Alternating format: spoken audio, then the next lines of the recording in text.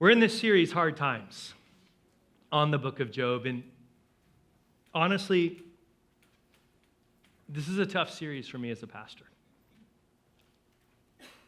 As a teacher, I love it because I love taking very hard truth and complex passages of the Bible and making them very simple and easy for people to understand. So as a teacher, I love this. As a pastor, I struggle with it. Because over the last couple years, I've sat with far too many of you in hospital rooms. As somebody that you love dearly went to be with Jesus. And I've seen the pain. I've felt the pain. I prayed with some of you. I think of a dear woman in our church that's been dealing with chronic pain with no explanation and no answer. And it's gone on far too long. Some of you have had major health issues, major issues in your family. Think about Spencer right now, who's watching this online, who's fighting cancer. And the tumor in his back grew into his spine, collapsing vertebrae. And the pain he's dealing with sitting in his home right now watching this. And so I just want to recognize for a moment that I understand that it's not just another message to you. Some of you are in the middle of it right now. You're going through a very difficult time. You're in the middle of suffering. It's hard, and it's been hard for quite a while. And so I just want you to know that I don't take this lightly. I approach the book of Job with more fear and reverence than any other book. Because I understand how easy it is to hurt people with this book, how easy it is to take it lightly and not really feel the pain that people in our church are carrying. And as a pastor, I feel that pain. And so I just want you to know I will not take this lightly today because I know where so many of you are at right now and what you're going through, and that hard times is a picture of your life right now. And unfortunately, what I don't like about the book of Job, if I can be very honest with you, is you're not going to find the answers you're looking for. Job is not going to tell you what you want to hear. It's not going to show you what you're seeking. What it will do is give you the strength to endure some pretty difficult situations in life. It's not what you want to hear, but it is what you need to hear. And so if you'll go with me on this journey over the next few weeks that Zach began with us last week, and I want to carry on today, we're going to learn a lot. But again, it's not what you want to hear. It's not what you want to know, but it is what you need to know. And it is what you need to hear. So let's dive in. Let me first give you an overview of the book of Job so that you understand how to read this book, because it's a very different book than some of the... There's different types of literature genre in the Bible. There's historical books, and there's legal books, and then there's poetry. And then what Job is part of the wisdom literature. Job is one of the oldest books in the Bible, likely before the time of Abraham. It's an epic lyrical poem.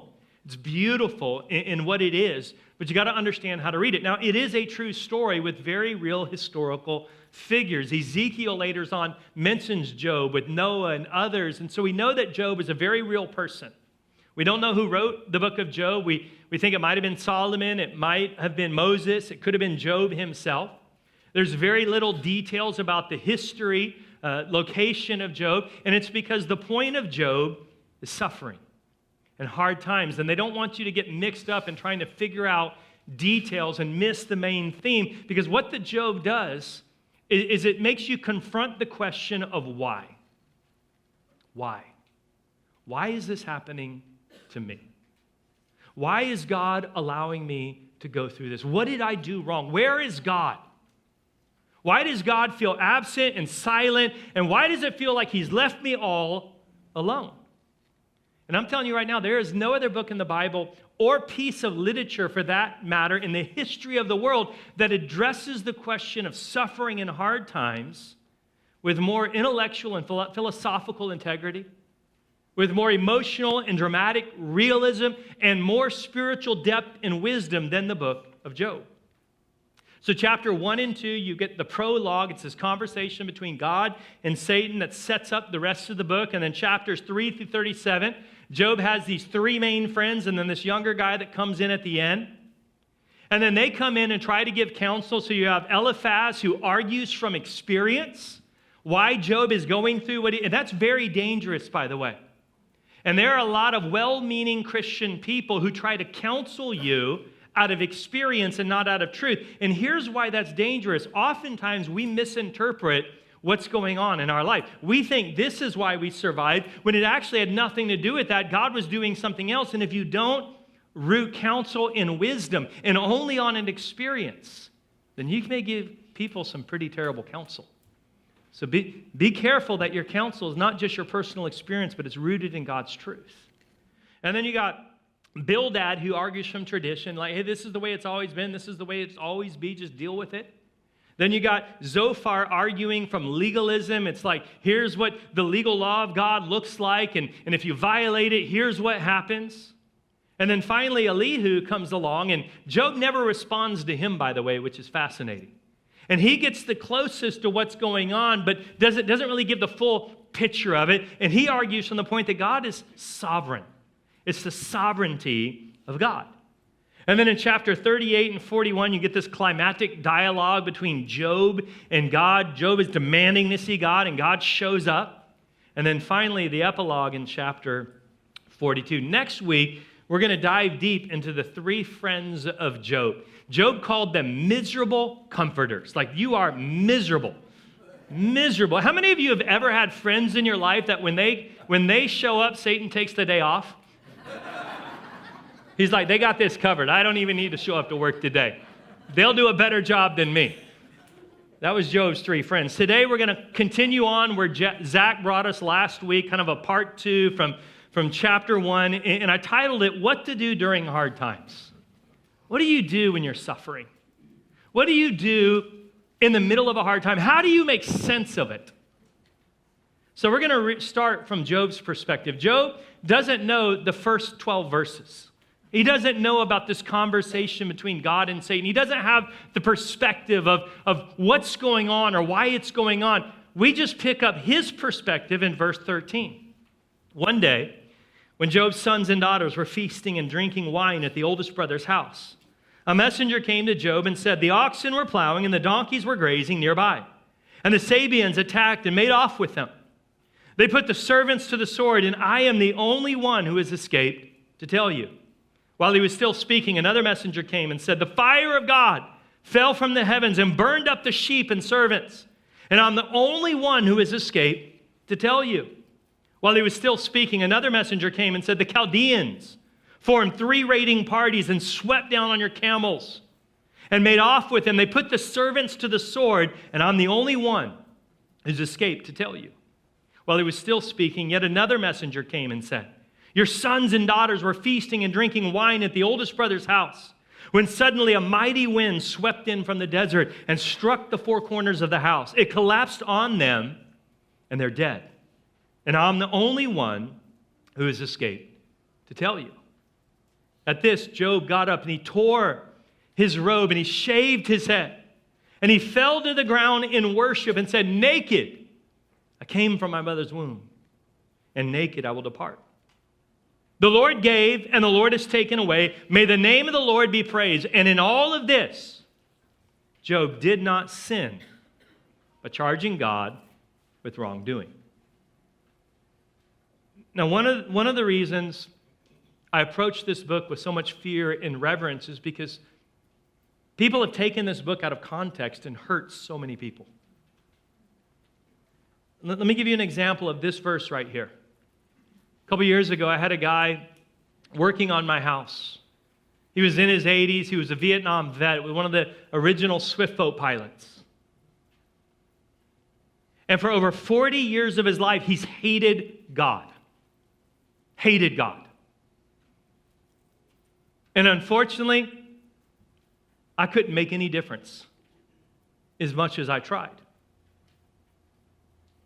Because 40 years ago, when his 8-year-old son died, some pastor got up, quoted this verse out of context. The Lord is given, and the Lord takes away. Blessed be the name of the Lord. And so over 40 years of his life, he's hated God because he says, God killed my son. God took my son away. He's blamed God. And you need to understand that Job is only half right with what he's saying. This is Job's personal experience from his vantage point, and later on, God corrects him for this. But he's not establishing doctrine. It's simply documenting what he said. He's not saying what he said was right. It's just documenting what he said. And so if you don't understand the book of Job, you're going to hurt people. You got to understand what's going on. And that leads me to the very first point in your message notes is avoid stupid responses. People can be stupid when you're going through pain. When you're going through a hard time, people say stupid things. Look, I know Zach gave us one of them last week when he said, people say, well, just be positive, just be positive. Well, I'm going to be positive right now for just a moment. I know it goes totally against the advice Zach gave us last week, but here's the thing. I'm positive Christians are going to say stupid things to you. Like, I'm positive. They just say stupid things. And what I want to warn you of is avoid listening to stupid responses about what you're in the middle of, and avoid saying stupid responses.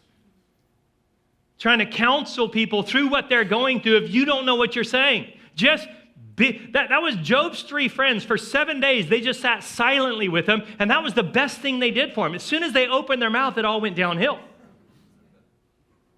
Some of the best things you can do for someone in pain is not try to counsel them, just sit with them.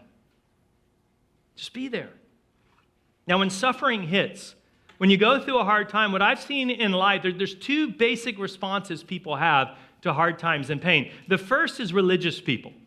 Religious people look at suffering and hard times as punishment from God. What am I doing wrong? I'm doing something wrong. Maybe I need to pray more. Maybe I need to read my Bible more. Maybe I need to do more because obviously I'm doing something wrong and God is punishing me. That's a moralistic view. Even karma falls into that category because it's built on like what you do is going to come back to you, and it's a very religious, moralistic view to suffering and pain. And then secular people, religious people see it as suffering. Secular people see it as randomness of life. It's just random. It's a very cynical view. Suffering is proof there is no God, or if there is a God, he's absent. He's on vacation. He really doesn't care. Or maybe he's just incompetent or indifferent to the situation. And those are the 2 main views. It's either the randomness, cynical view of life, or it's the moralistic, you did something wrong and that's why bad things are happening to you. And the book of Job shows us that both of those approaches are stupid. And they're not going to help you. They're actually going to hurt the situation. Look at this, verse 9. Does Job fear God for nothing? Satan replied. Have you not put a hedge around him and his household and everything he has? You bless the work of his hands so that his flocks and herds are spread throughout the land. But now stretch out your hand and strike everything he has, and he will surely curse you to your face. The Lord said to Satan, very well, then. Everything he has is in your power. But on the man himself, do not lay a finger. So God says, I'll let you do this, but don't do this. I'll let you do this, but don't do this. So God limits Satan's ability. Then Satan went out from the presence of the Lord. So what I want you to see here is it's not because of anything Job did wrong. The religious view is false. It's stupid. It doesn't work. Because this is not because Job made a mistake and that's why all these things are happening. But it's also not the cynical view because this isn't random. This isn't just a happenstance of life. It was orchestrated. Now, on first reaction, the troubling part of this, especially for our culture, is this story sounds so horrible. Like God and Satan are toying over this human being. They're like playing him in this cruel game of chess.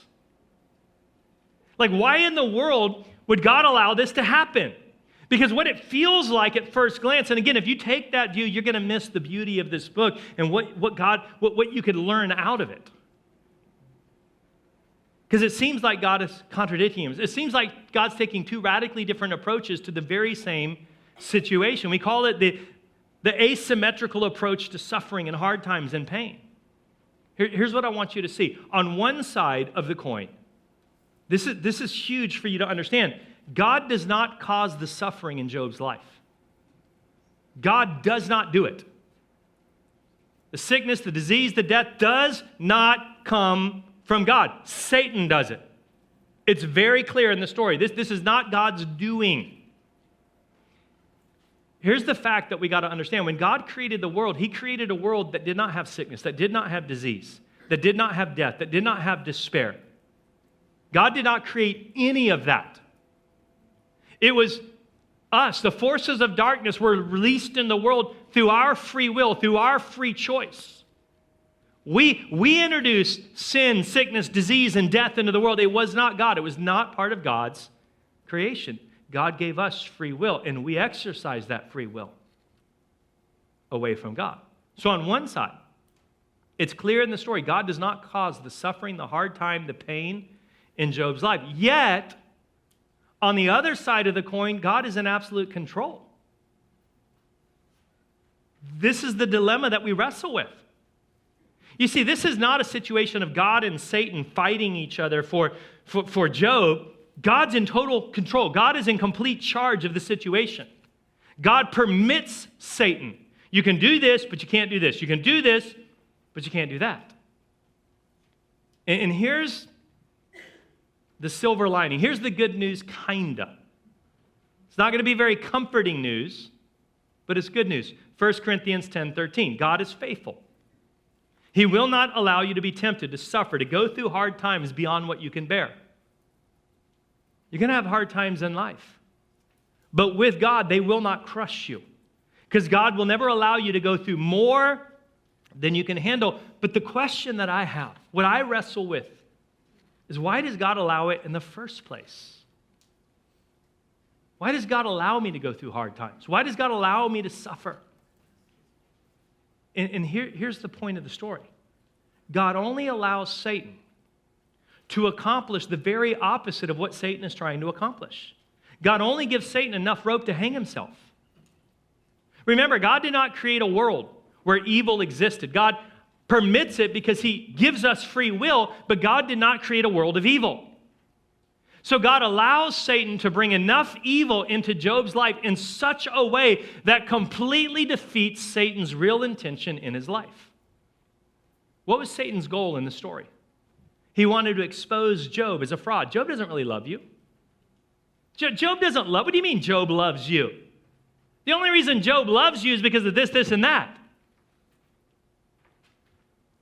But do you see how God defeated Satan's plan in this story? Do you see how Satan's plan backfired? This is 3,000 to 4,000 years later, and we're still talking about this guy. Like, we're talking about his bravery and his courage and his endurance and his faith. Thousands of years after this took place, all because Satan's plan to expose him as a fraud backfired. Now, let me be clear. God hates evil. God is absolutely against the evil, the pain, the suffering that we experience. But Satan was allowed to bring evil into Job's life. And what this tells us, and again, I'm sorry that this is not going to give you the answers you're looking for. But what it tells us is this is the way God works with us. God hates suffering. God hates evil. But he allows just enough of it into your life to defeat Satan's intention for you. Because he's in absolute control. He's in absolute control. And here's the other thing we find out. At the end of the book, God never tells Job what's going on. Like, look at this. Job 38, verse 2. Who is that questions my wisdom with such ignorant words? Like, it would be one thing if God said, hey, Job, come here. Let me clue you in. There was this conversation me and the devil were having about you, and you won. Great job, Job. No, Job never finds out. He never finds out what's going on. And he never even finds out that, look, hey, Joe, I just want you to know, if you'll get through this situation, 3,000 years from today, there's some people in Carlsbad, California that are going to be studying your life. And so just hang in there, buddy, because it's all going to be worth it. Job never finds out. God simply tells him, who are you to question me? I'm God, you are not. You can't see it from my vantage point. You can't, if you did even see it from my vantage point, you wouldn't understand what's going on anyways. God never lets him know. See, the moralist is, the reason you're suffering is because you're not living right and God's punishing you. And the cynic says, no, you're suffering because God's on vacation and he doesn't care and God is incompetent. And those are stupid responses to what you're going through. And they will not help you. Here's the truth. Hard times are a mystery. Hard times are a mystery. And you're going to go through hard times. And we stay in a relationship with a God that can't control, because both of those answers, if you look at the heart of it, is trying to control the situation. I'm trying to control things. And the truth is, God is outside of my control. I can't control or manipulate God to do what I want him to do. And so it leads me to the second point. And it's another hard one to swallow. It's embrace living without an answer. Not just accept it, embrace it. There's a big difference. You can accept something or you can embrace something. Like, it's not that you're just not going to know. I'm asking you to actually embrace the not knowing. Because hard times are going to happen. I'm positive every single person in this room is either going through it right now or you're about to go through it. And here's the truth of hard times. It's better for you not to know why. It's better for you not to know why. Knowing why is not going to make it easier. Knowing why is not going to make it less painful. But when you don't know why, it strengthens your faith. It builds your faith. It builds your relationship with God. Look at verse 8. Then the Lord said to Satan, "Have you considered my servant Job? There's no one on earth like him. He's blameless and upright, a man who fears God." That's not afraid of God. That's having a deep reverence of God, and he shuns evil. Job lived such a good life that to everybody on planet Earth, God recognized him as better than everyone else. Like, if you consider this guy, no one lives like this. You see, what God is saying is, Job loves me. Job worships me. Job follows me. And Satan says, no, he doesn't. Job doesn't serve you for nothing. What do you mean Job loves you? He loves you for the things he's getting. It's not you that he loves. It's the stuff that he loves. Job loves his money, and he loves his possessions, and he loves his status, and he loves his position in the community. Take all that away, and let's see if Job actually loves you. Do you realize that that's who we are as humans? I mean, we're in North County. We embody this, don't we? How many people have become your friend? Like, they're very friendly because they want you to sign a contract with them. They want to do business with you. They want to be in a relationship with you. And they're super friendly. And as soon as they find out you're not signing the contract, you're not doing the deal, all of a sudden the friendliness goes away instantly. Like, they're no longer wanting to be your friend anymore. They don't want to hang out anymore. How do you feel in those moments? You feel used. You feel like they didn't really like me. They liked what they could get from me. I mean, how many of you women have been in a situation where, he's coming on strong, man. He's treating you like a queen, and as soon as he finds out you're not going to bed with him, he's out the door. Right? How do you feel in that moment? You feel used. That's what's happening here. Satan is saying he doesn't love you, he's using you. Take it all away and see where his love is at. So here's why I say embrace not knowing why. The truth is, the only way, and I hate this, to be honest. Like, I wish it was, I don't like this. But the only way for you to truly learn to love God for himself and not for what he can give you is through suffering and through hard times. When you get nothing out of the relationship at all. In fact, when it gets worse. Because it's not about what you get from God anymore. So round 1 goes to Job. Satan, Job 1, Satan 0. Job wins the first quarter. And as we continue to see, Job doesn't love God just for the stuff. We see that. But he also doesn't love God simply for who he is yet either.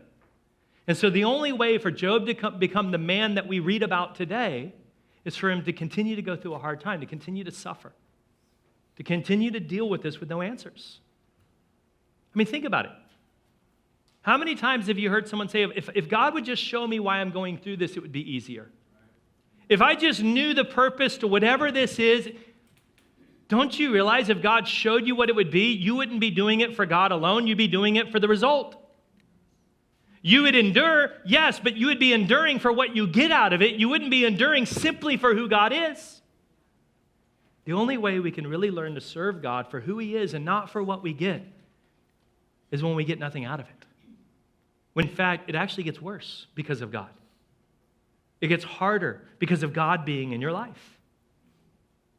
And this is why I ask you to embrace not knowing why. Don't just accept it, embrace it, because it's better for you. If you knew the answer for why, you wouldn't become the type of person God is developing you into. And look, this is tough. This is tough. I'm asking you to stay in a relationship with a God that you can't control. You can't control God. And I'm asking you to stay in a relationship with a God that can be unpredictable, that at times to embrace a mystery of what you're going through, and it doesn't make any sense at all to not know why you're suffering and to expect that you're never going to know why. So that we can realize this is how we learn to love God for Himself and not what we can get out of Him. Embrace not knowing why. Verse 20 and 21. At this, Job got up, tore his robe, shaved his head. Naked I came from my mother's womb, and naked I will depart. The Lord gave, and the Lord has taken away. I want you to see something out of this that's critical. First off, look at the emotional realism of this. This is raw. I love what Zach said last week about we got to be authentic with God. This is as authentic as it comes. I mean, can you imagine if somebody came into our church on Sunday morning and they were in such deep grief in the middle of worship, they come up to the front, they rip their shirt off, and they're crying out, God! Like, we'd think they lost it, wouldn't we? We'd like, this person's crazy. Like, security, escort them out. Yet, Job gets this raw and this real and this authentic. And God says He doesn't sin. He sinned not. Which shows us that we could, it's not a sin to question. It's not a sin to be confused. It's not a sin to wrestle with grief and to hurt and to cry out to God. Christianity is not some stoicism where you've got to have it all together all the time. It's okay to not be okay. But the other key that you see here is in the middle of his pain, in the middle of this hard time, Job holds on to a theology of grace. You have to understand grace to endure suffering. What do I mean? Look what he says. Look at his wording. He doesn't say, you took my things away. No, he says, naked I came. I came into this world with nothing. Nothing I have is mine anyways. Everything I have was given to me. It's not mine, it was given to me. And if it was given to me, it could be taken away because it wasn't mine. I got to borrow it, I got to use it, I enjoyed it, but it wasn't mine. And so if the Lord wants to give it, the Lord can take it away. And we know God didn't take it away, but this is Job's vantage point in the middle of this pain and suffering. Here's why grace is so critical. If everything you have in your life is because of you, because you earned it, because you worked for it, because you made those kids, then as soon as hard times and suffering comes, and what you have is in jeopardy, and what you have is being taken away, your health, then all of a sudden that painful season begins to crush you. Look, if you build your life on stuff, on money, even on your health, and how well you diet and work out, that's North County.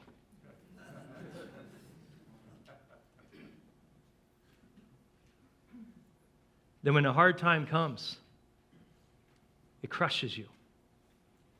Because all of that's in jeopardy. But if you build your life on God, which Job does, and God's love for him, and God's sovereignty, then you may like the money. It's nice. You may like the house. You may like and enjoy the health that you have. But when hard times come, it doesn't crush you. You see, if you realize the ultimate status of your life is God's love for you, then suffering will drive you deeper into God, not further away. And this is why Job became Job. Grace. Job realized it all came from God, and if God wanted it back, that was his prerogative.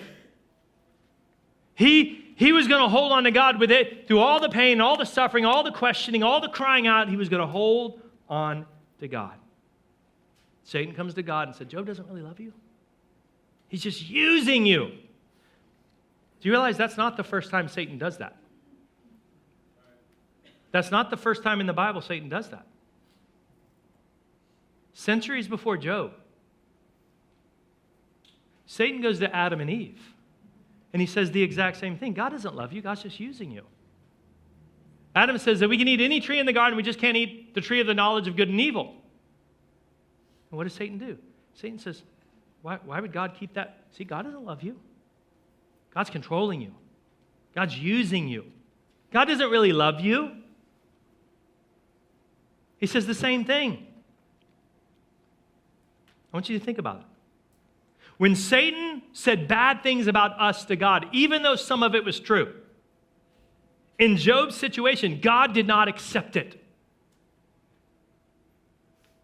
But when Satan came to us in the garden, and he said bad things about God, even though none of it was true, we accepted it. We accepted it as truth. See, we got to embrace not knowing why, because the lie of Satan is you can't trust God. God doesn't really love you. God's using you. If you do it God's way, he's going to crush you. If you give yourself completely to God, God's going to crush you. He's going to take all the fun out of your life. It's going to be, you can't trust God with your life. So how do we learn how to trust God? How do we learn to have the level of faith and trust in God to endure the hard times? The third point, you have to anticipate the ultimate answer. There is an ultimate answer. And without the ultimate answer, you're not going to get through it.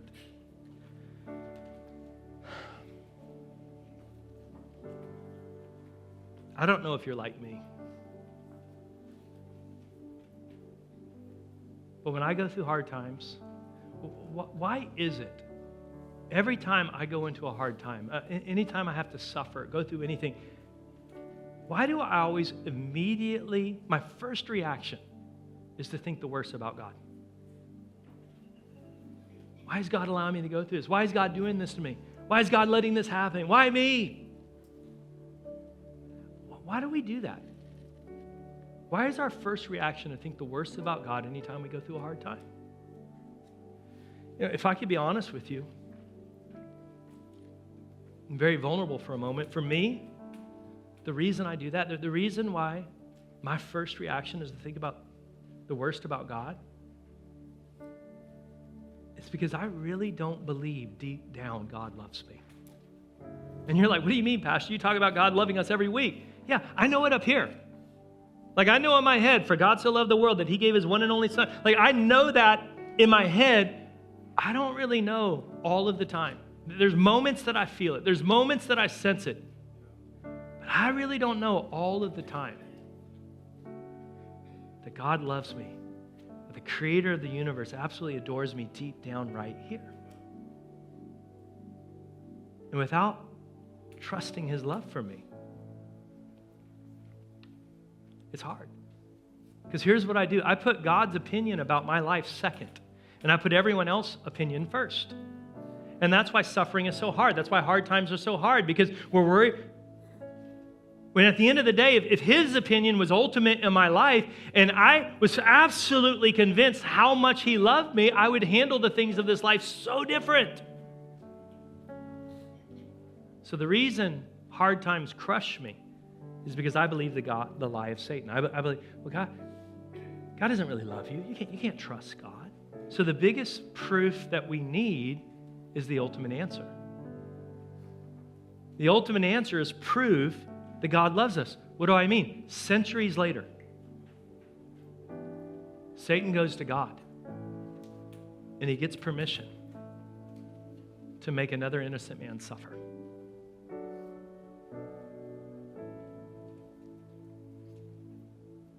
A man that died naked, hanging on a cross, crying out, why? My God, why have you forsaken me? And it was Jesus. You see, when Job suffered, he was only relatively innocent. When Jesus suffered, he was completely innocent. We think to ourselves, how could bad things happen to good people? Yet in the story of the cross, the very worst thing happened to the very best person. as the ultimate proof that God loved us. You see, when Job suffered, Job felt like God abandoned him. The truth is, we know the story. God didn't abandon him. Yet, in Jesus' case, the Father completely abandoned the Son. Jesus was the only one in history where God said, if you fully obey me, if you honor me and worship me and obey me completely, I will crush you completely and send you to hell. And I'll turn my back on you. And you're going to have absolute separation from the glory of the Father, something you've never experienced or felt. And it's going to be the worst torment and pain you can possibly imagine. God never said that to anybody but Jesus. Jesus is the only one, if you think about it, who served God for nothing, who obeyed God perfectly and was abused for it, was rejected for it, abandoned for it. And this is proof. This is proof why in the middle of the hard time you're going through, when you don't know why is this happening to me? It's proof. It's not anything you did. It's not because God's mad at you. It's not because God abandoned you. It's not because life is random. And what this shows us is we may not know the answer why, but it's not because God doesn't care. Because God threw himself in the midst of the worst suffering imaginable. God was willing to love us for who we are with all of our flaws and all of our imperfections. And he didn't get anything out of it. He already had the glory of heaven. So why did he do it? Hebrews 12:2. For the joy set before him, he endured the cross, the hardest time imaginable. What was the joy set before him? It was us. He couldn't bear the thought of us being lost. We were the joy. Our salvation was his joy. He knew we couldn't save ourselves. He knew he would have to pay that price so that you could be saved. He loved us, flaws and all this. That's the ultimate answer. And the only way to truly get through a hard time, the way you got to get through it is you got to keep going back to the cross. You got to keep reminding yourself, okay. I know I feel like God's abandoned me right now. I know I feel like where's God? Why is this? But it's not because he doesn't love me, because he loves me. And so here's one of the hardest truths of Christianity. Jesus Christ suffered, not so that we wouldn't have to suffer, but so that we would know how to suffer and become like him through it.